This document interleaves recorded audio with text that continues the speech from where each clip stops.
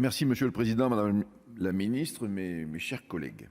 Le budget que nous examinons aujourd'hui reprend les éléments de la loi d'orientation et de programmation du ministère de l'Intérieur, votée il y a peu.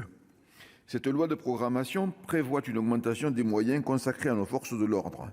La progression de l'insécurité doit en effet être enrayée. C'est le souhait, certes, du président de la République, mais aussi, je crois, de tous les citoyens de ce pays. Nous souhaitons accroître la présence policière sur le terrain. Nous saluons bien entendu cet engagement. Pour ce faire, il est nécessaire de libérer les agents des nombreuses tâches administratives auxquelles ils sont astreints. La LOBMI y concourt. Il sera cependant nécessaire d'envisager une réforme en profondeur de la procédure pénale afin de la simplifier. Tous les acteurs du monde judiciaire en bénéficieront et les justiciables au premier chef. Pour accroître cette présence, il faut aussi augmenter les effectifs. C'est notamment ce que prévoient les crédits de cette mission.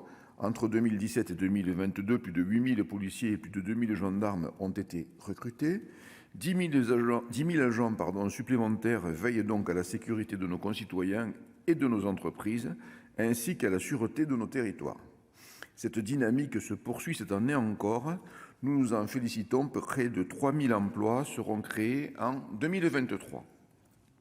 En plus d'une augmentation d'effectifs, nos forces de l'ordre ont besoin d'investissements massifs, tant en matière d'équipement qu'en matière d'immobilier. Les policiers et les gendarmes exercent un métier dangereux, dans des conditions difficiles et tendues. À cet égard, ils doivent pouvoir compter sur un matériel de qualité.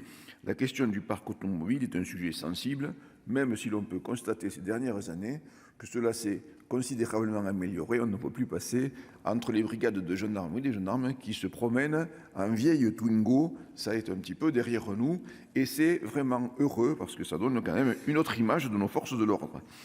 Nous sommes quand même préoccupés par la baisse des crédits consacrés à son renouvellement. Les délits de fuite sont de plus en plus nombreux et génèrent de plus en plus de dégâts. Force doit rester à la loi. Les policiers et les gendarmes doivent être en mesure de maîtriser les suspects. Ils ont pour cela besoin de véhicules puissants, fiables et donc récents, même si, comme je le dis, des efforts ont été faits. Le parc immobilier a lui aussi grand besoin d'être rénové et modernisé. La dynamique est enclenchée. Il convient de maintenir cet effort dans la durée. Les missions des forces de l'ordre évoluent sans cesse. À mesure que le numérique prend une place de plus en plus importante dans nos vies, la délinquance et le crime s'y développent. Nos policiers et gendarmes doivent acquérir de nouvelles compétences et de nouvelles capacités pour y faire face et assurer la sécurité de nos concitoyens. Nous avons tous en tête les récentes attaques informatiques qui ont ciblé les hôpitaux ou encore des communes. Leur complexité et leur impact ne cessent de croître. Parallèlement, de récentes arrestations ont mis au jour d'importants réseaux pédopornographiques dans notre pays. Tout cela démontre l'ampleur prise par le numérique dans le travail des forces de l'ordre. La LOBMI prévoit en conséquence un plan de modernisation numérique particulièrement nécessaire et attendu. Au-delà de ces nouveaux champs d'intervention, policiers et gendarmes assurent également des missions plus classiques mais tout aussi importantes. Il s'agit par exemple de la sécurité routière. Ce sujet ne fait pas les gros titres des journaux, mais il emporte chaque année la vie de plus de 3 000 de nos concitoyens, c'est-à-dire 3 fois plus que le nombre d'homicides. L'augmentation des crédits dédiés à la sécurité routière est donc bienvenue, d'autant plus que 2022 semble être une année particulièrement mauvaise à cet égard. Il faut inverser la tendance.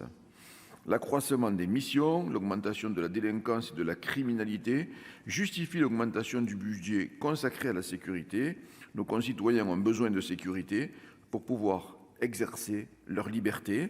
Notre groupe votera donc en faveur de l'adoption de ce budget. Merci, chers collègues.